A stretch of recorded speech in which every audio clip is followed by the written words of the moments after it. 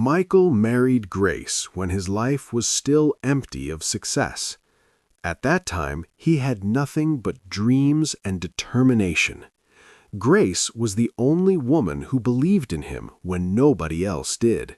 She cooked with love, even when there was little food. She prayed for him when money was tight. She encouraged him when life became heavy. Grace came from a very poor background.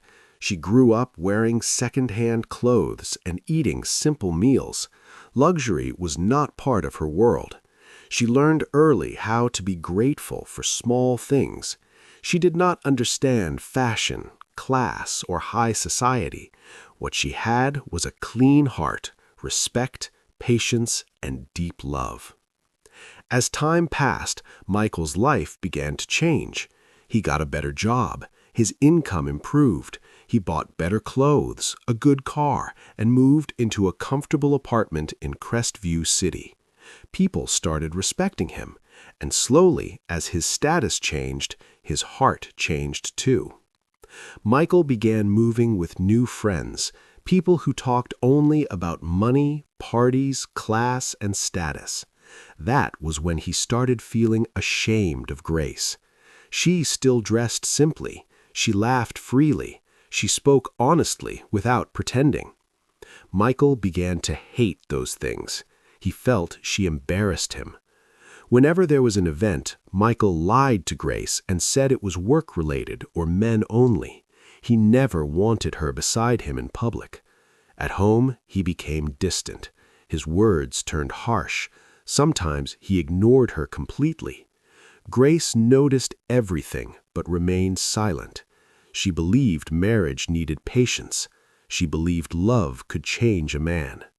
At night, when Michael slept, Grace cried quietly and prayed. Grace's friend noticed the pain. Nora was bold and outspoken. One afternoon she said, "Your husband is ashamed of you. A man who loves you will show you to the world." Grace shook her head. She believed Michael would change. Unknown to her, Michael had already crossed the line.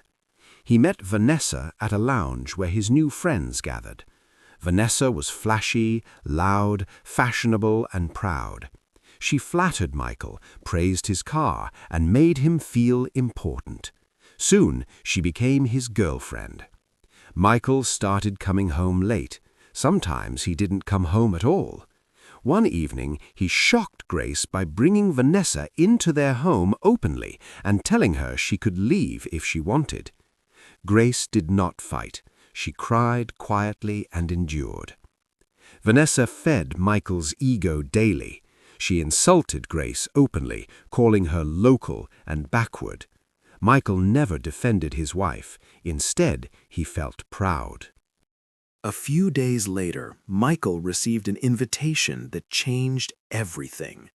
It was not just a party. It was a business dinner and celebration organized by a powerful company in Crestview City. That night, Michael was expected to sign a very big deal that could push his career to a higher level. The invitation was clear and direct. You are expected to attend with your wife. Michael read the line again and again. His heart became heavy. This was the problem he didn't want. The people organizing the event believed strongly in family image. To them, a respected man must also respect his wife. Michael felt trapped. He could not refuse the invitation because the deal was too important. But he also didn't want Grace standing beside him in front of rich people. Grace noticed immediately. She had lived with Michael long enough to know when something good had happened. She came closer and smiled gently. "You look happy today," she said softly. "Please, can you share the good news with me?" Michael quickly folded the letter and hid it. His face changed at once. "Why are you watching me?" he snapped. "So now you spy on me in my own house?" Grace was shocked. "No, I wasn't spying. I just saw you smiling and—" "There is nothing in that letter," Michael shouted. "Mind your business." Grace stepped back, confused and hurt. She didn't understand the anger. She had only asked out of love. Michael stood up angrily.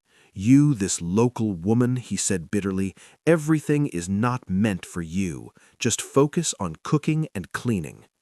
Grace felt like someone had slapped her. Her chest tightened, but she did not insult him back.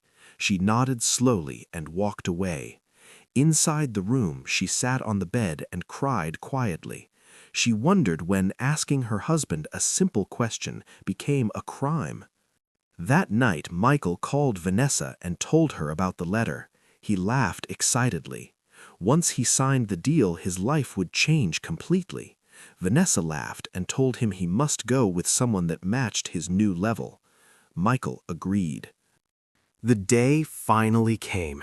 Michael woke up very early, his heart beating fast with excitement and fear.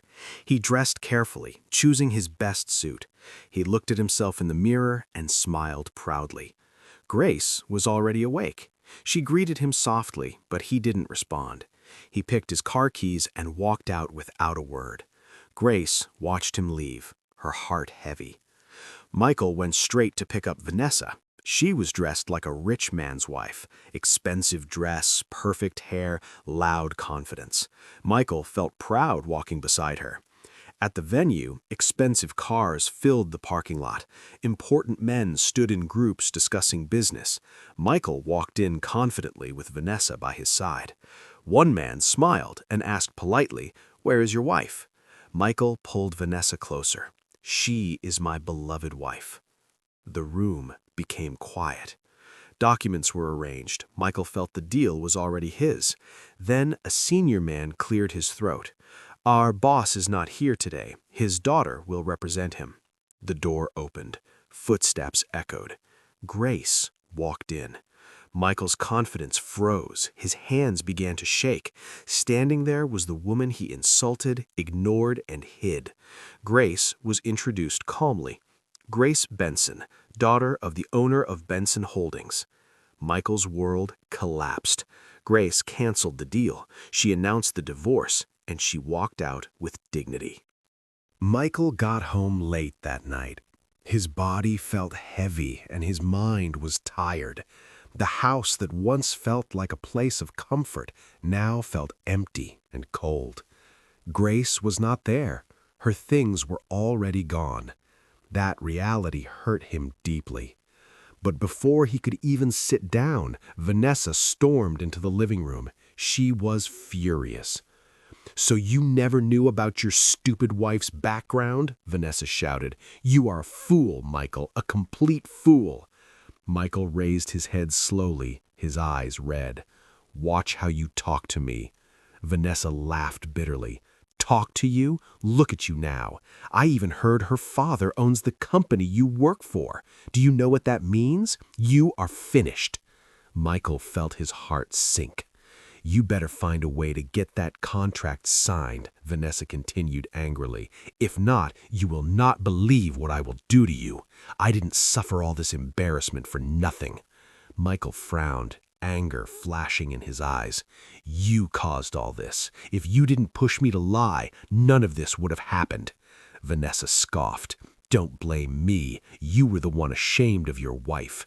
Michael clenched his fists. "Just shut up and let me think, you Jezebel." The word hit Vanessa like fire. She stepped back, shocked. For the first time, she saw fear in Michael's eyes.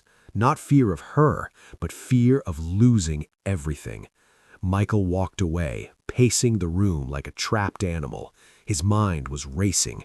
The deal was gone. His reputation was damaged. His marriage was over. And the woman he once thought was nothing now controlled his future. 2 days later, Michael received a message from Grace's lawyer. The message was short and clear. The divorce papers were ready. He was asked to sign peacefully to avoid further problems. When Michael read it, his hands trembled. Fear filled his heart. Losing the deal was painful, but losing Grace completely was something he could not accept. Michael decided to go to Grace's office. He believed if he could see her face to face, she would listen. When he arrived, the building looked powerful and organized. It shocked him. This was the world Grace belonged to, a world he never cared to know. Michael walked inside, but security stopped him. "I'm here to see my wife," he said nervously. The security men checked their system. One of them shook his head. "You are not allowed to enter." "What do you mean? She's my wife." Before he could say more, Grace came out of her office. She had heard his voice. She stopped a few steps away from him. Michael dropped to his knees right there in the hallway. "I beg you," he cried. "I love you. I didn't know who you were. I didn't know what I had." Grace looked at him for a long moment. Her voice was steady. "You knew me well enough to insult me. You knew me well enough to hide me. You knew me well enough to replace me." She turned to the security men. "If he comes here again, arrest him." Michael froze. "Grace!" She didn't answer. She turned and walked back into her office. Michael stood up slowly and walked out of the building like a broken man. When Michael got home, Vanessa was waiting for him, furious. "Why did you go and beg her?" Vanessa shouted. Michael snapped. "You don't understand. You caused all this. You deceived me. You pushed me into this mess. You are a devil." Vanessa laughed bitterly. "Devil? I was on my own when you came to ask me out. I didn't force you. Then why didn't you refuse? Why didn't you walk away?" "Because you were weak," Vanessa replied. "Because you wanted to feel important." Michael sank onto the couch, holding his head. In that moment, he understood the truth clearly. Vanessa never loved him. Grace did, but he destroyed it. The next morning, he was summoned to his office. Grace's father sat calmly behind a large desk. "I have watched everything carefully," the old man said. "The way you treated my daughter." Michael knelt and begged. Grace's father shook his head. "You are apologizing because you found out who she is, not because you truly love her." He slid a file across the desk. "You are dismissed, effective immediately." Michael lost his job. Everything he worked for was slipping away one by one.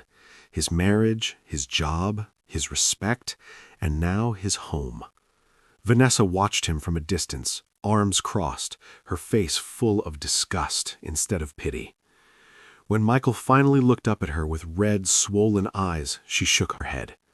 "I can't be with you anymore," Vanessa said coldly. "No job, no money, no house. I didn't sign up for suffering." Michael stared at her in shock. "Vanessa, please. This is when I need you most." She laughed bitterly. "Need me? Michael, be serious. I love comfort. I love money. That was what attracted me to you in the first place." Michael felt like he was being stabbed. "I will never suffer with any man," Vanessa continued. "I warned you, a man without money is nothing." Michael tried to speak, but his voice failed him. Vanessa picked up her bag and moved toward the door. "I'm done," she said. "Take care of yourself." The door closed behind her. The sound echoed in the empty house. Michael sat there alone, surrounded by silence and regret. The woman he sacrificed his wife for had walked away without looking back. In that moment, Michael understood the difference between love and interest. He lay down on the floor that night, staring at the ceiling, asking himself one painful question again and again. Why did I destroy the only person who truly loved me? And the answer brought no comfort. Michael spent the next few days packing his things slowly. Each item he put into the box reminded him of Grace. Her simple dresses, her prayer books, the small kitchen tools she loved using. The house felt empty and cold. When the 2 weeks were over, Michael locked the door for the last time and stood outside with his bags, not knowing where to go. The man who once walked with pride now stood confused on the street. Michael went to an old friend for help. The friend listened quietly, then looked at Michael and said, "You can stay in my house, but you must work for me." Michael felt relieved until the friend added, "You will be my gate man. You will open the gate for me every day." Shame burned inside Michael, but he had no choice. "I will do it," he said quietly. That same night, Michael started working. He slept in a small corner near the gate. Every time he opened and closed it, his heart broke a little more. At night, when everyone was asleep, Michael cried himself to sleep. He remembered how Grace once opened the door for him with a smile. Now he was the one opening gates for others. Michael tried to call Grace many times. He dialed her number with shaking hands, hoping she would answer, but the call never went through. She had blocked his number. Each failed call felt like another door closing in his life.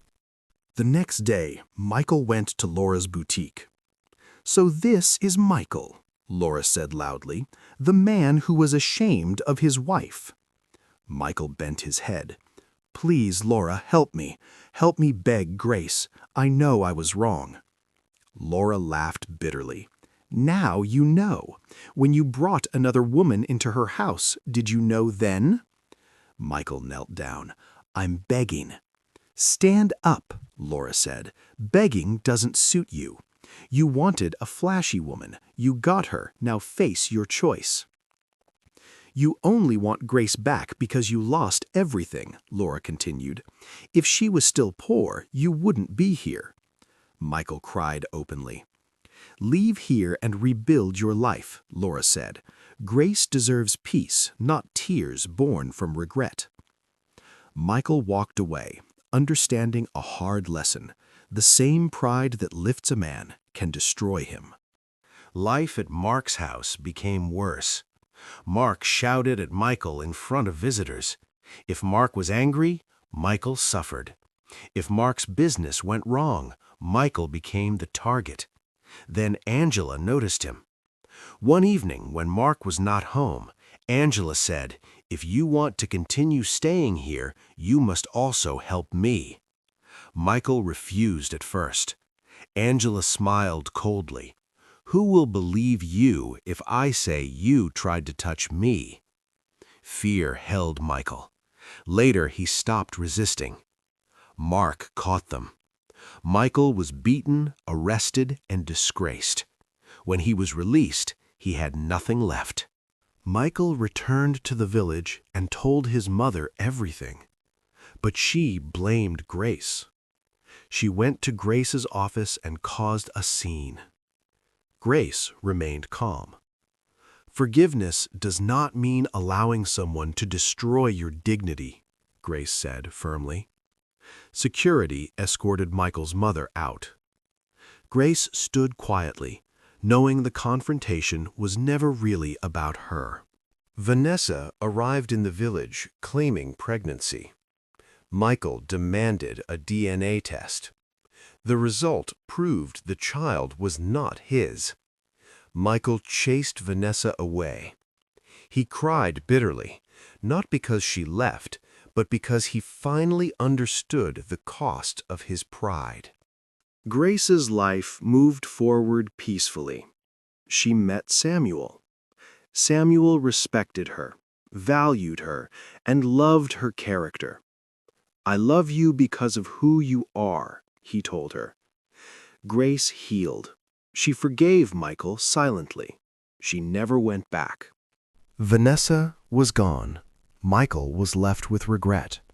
Grace married Samuel in peace and dignity. Michael learned too late. Grace moved forward. The end.